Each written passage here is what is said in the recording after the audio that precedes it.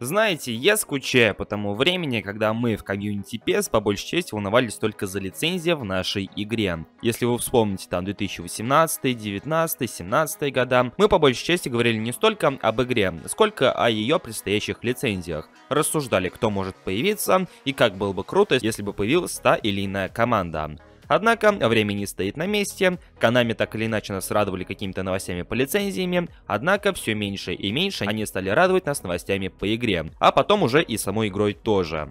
И сейчас мы пришли к тому, что нас заботит не столько лицензии, сколько состояние самой игры, которая на данный момент находится в плачевном состоянии. Но даже несмотря на это, работа над лицензиями в eFootball 2022 продолжается, и в сегодняшнем ролике мы обсудим это поподробнее. Ну а также вкратце затронем Мейсона Гринвуда, которого, скорее всего, скоро удалят из игры. Но обо всем по порядку. Я рад вас приветствовать на канале Realistic PES, ну и перед началом напоминаю о нашей привычной процедуре в виде лайка под этим роликом, ну и комментария с вашим мнением, ведь сейчас это ой как необходимо. Алгоритмы YouTube снова меняются, и только ваша активность поможет каналу выжить в это непростое время. Ну а если вы на этом канале впервые, то обязательно подписывайтесь и прожимайте колокольчик для уведомлений. Ну а мы начинаем.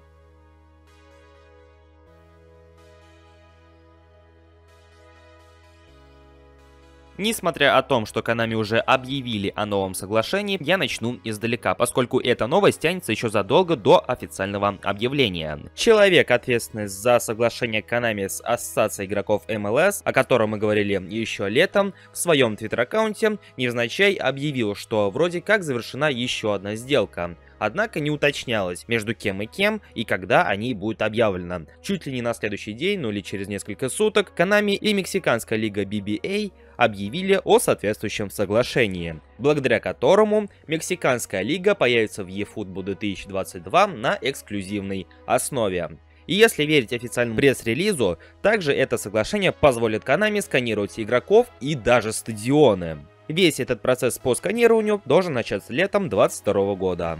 Также это партнерство подразумевает различные киберспортивные мероприятия, которые будут проходить под эгидой Мексиканской лиги, в партнерстве с Konami и их eFootball. Более подробная информация о всех соревнованиях и соответствующих призах за них будет объявлена чуть позже. Ну и также в очередной раз подтверждается, что уже весной мы должны получить версию 1.0.0 на таких платформах, как PlayStation 5, PlayStation 4, Xbox Series X, Xbox One, ну и также на ПК.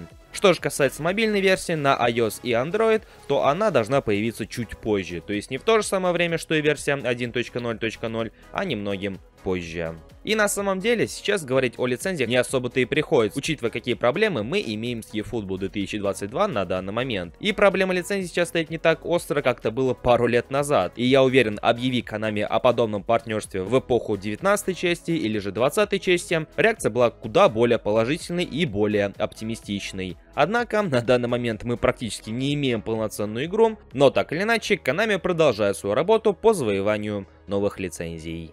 Ну и вкратце затронем Мейсона Гринвуда, которого не так давно успели обвинить в избиении своей подружки. Конечно, это еще не подтвердили, но заявлений более чем достаточно, чтобы соответствующая реакция дала о себе знать. Таким образом, Манчестер Юнайтед убрал все товары с упоминанием Мейсона Гринвуда, некоторые партнеры по команде отписались от него в Инстаграме, его технический спонсор приостановил с ним сотрудничество, а FIFA и вовсе удалила его из игры. И не только из Ultimate Team, и даже из оффлайн режимов, и в частности из режима карьеры.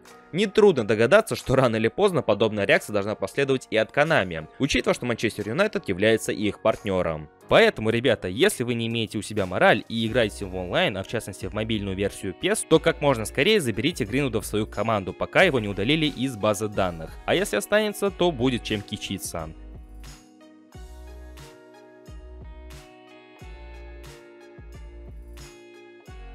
В общем-то, что не новость про eFootball, то какая-то забава, если честно. Либо мы рассуждаем о лицензиях на фоне всех проблем игры, либо мы рассуждаем об игре на фоне каких-то реальных проблем, которые действительно в лишний раз не хочется обсуждать. Но что поделать. Ваше мнение по всему услышанному я буду рад узнать в комментариях под этим роликом. Ну и не забывайте поддерживать этот ролик своими лайками. Ну и подпишитесь на канал, если вы находитесь здесь впервые. У меня на сегодня все. Я всех благодарю за просмотр и вашу активность под этим роликом. Услышимся в следующих видео на канале Realistic PES. Всем пока, дорогие друзья!